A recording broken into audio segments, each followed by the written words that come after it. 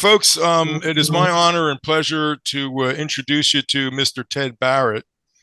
Many of you know Ted, but if you don't, he has enjoyed a 28-year career as a Major League Baseball umpire and 9 seasons as a crew chief, during which he worked 33 playoff series, 5 World Series, 2 All-Star games, and many noteworthy games. Along the way, Ted managed to get degrees in a bachelor degree, a master's degree, and a PhD in pastoral theology. And if that's not enough, you did some boxing, didn't you, Ted? I did.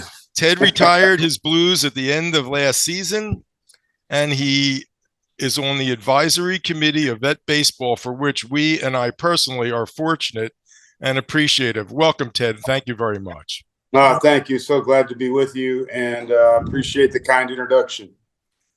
Let's go right into the questions. What I think people watching this would like to know: what inspired you to become an umpire? Well, umpire is one of those things that when you try it, you either love it or you hate it.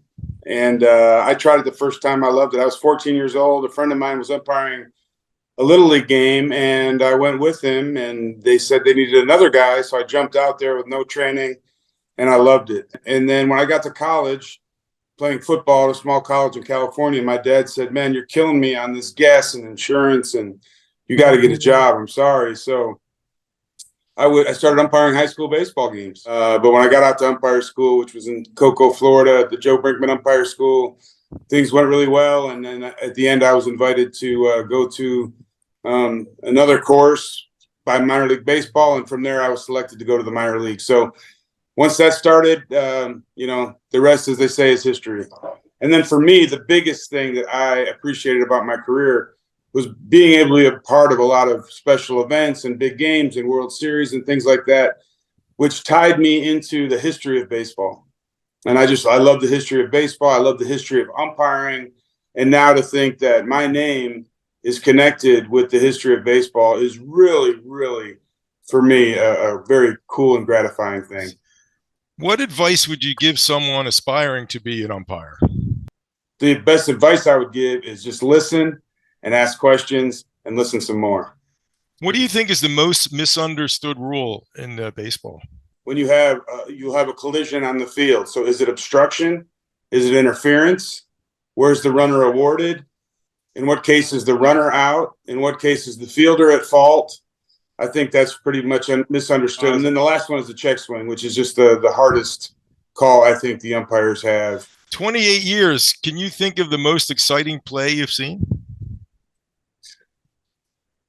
Well, I'm going to say I know I was on the right field line in Oakland with the Derek Jeter came out of nowhere and then flipped and threw Jeremy Giambi out at home plate. Kerwin Danley was the plate umpire, and I was kind of looking, saying, "Wow, what just happened?" Matt Cain in 2012 had a perfect game going, and ball hit out to the outfield, and Gregor Blanco just laid completely out with an extension and made an unbelievable catch. Cain went on to retire all 27 batters. And so without that play, that was very exciting.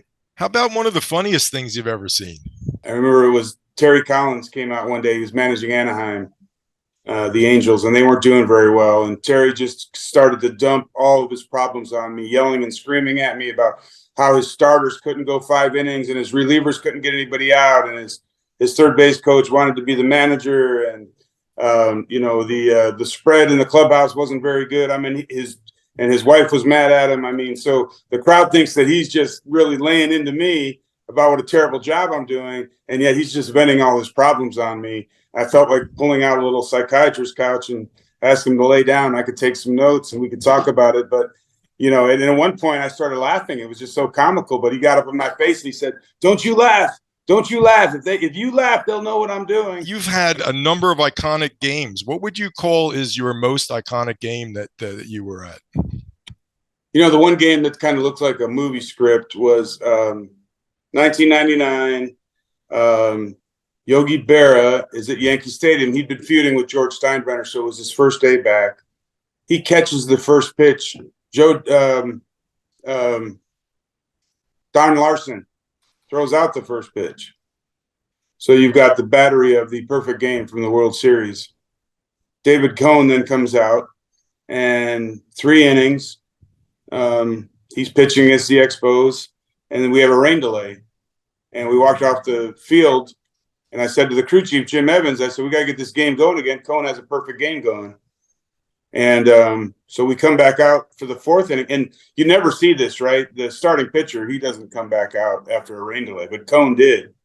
And on that day, he ended up throwing a perfect game for the Yankees, and with Yogi and Larson in the stands. I mean, you can't. Wow.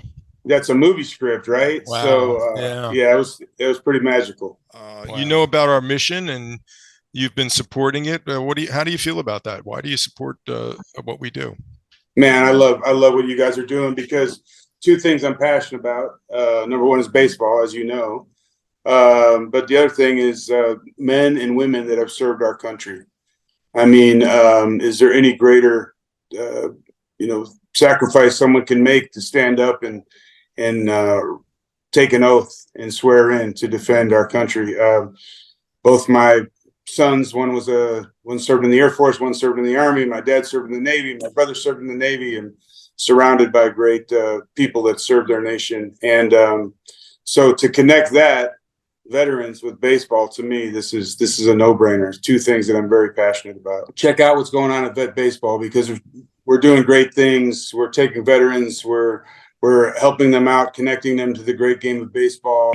We understand players, umpires, coaches, managers. We understand we get to do what we do out on the field because of what the people in the military do. So we are so appreciative, and we want to make sure that the veterans now, anything we can do for them in the game of baseball, we want to reciprocate.